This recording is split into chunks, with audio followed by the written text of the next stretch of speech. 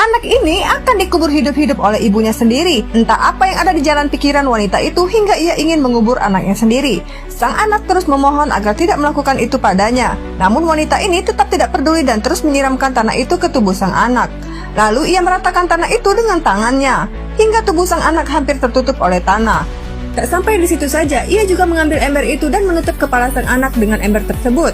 Ia pun kembali menutup tubuh sang anak dengan tanah sampai tubuhnya tidak terlihat. Melihat sang suami hampir sampai, dengan cepat wanita ini membersihkan pakaiannya. Lalu suaminya pun tiba dan menanyakan keberadaan sang anak. Ia pun menjawabnya tidak tahu dan dari tadi tidak melihat keberadaan sang anak.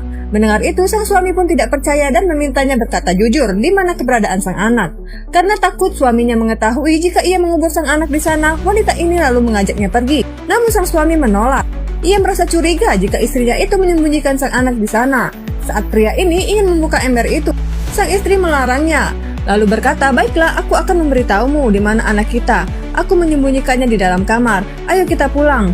"Awas jika kau berani membohongiku," ujar sang suami. Kemudian wanita ini mengajak suaminya pulang dan meninggalkan sang anak sendirian di tempat itu. Setibanya di rumah, si pria berkata, "Di mana sang anak?"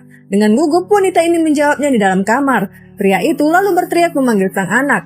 Mendengar tidak ada jawaban, ia pun pergi mencarinya. Saat membuka pintu kamar, ia tidak melihat keberadaan sang anak. Lalu ia menghampiri sang istri.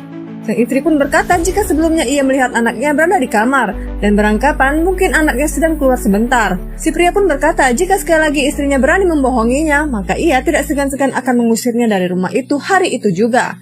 Wanita ini hanya terdiam karena tidak dapat berkata-kata lagi.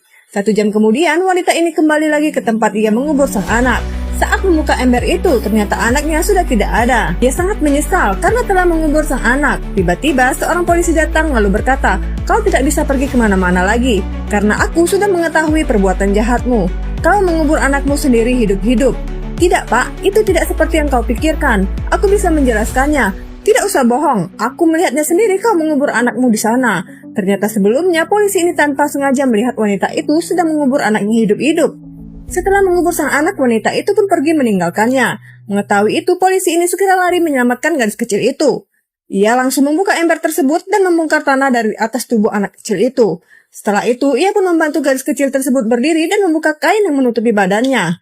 Saat akan pergi membawa gadis kecil itu, ia menurunkan gadis kecil itu di sana. Lalu ia kembali merapikan tanah itu seperti semula agar ibu dari gadis kecil itu tidak mengetahui jika polisi ini telah menyelamatkan anaknya. Setelah kejadian itu, polisi pun menangkap wanita itu dan membawanya pergi. Lalu apa yang akan terjadi selanjutnya?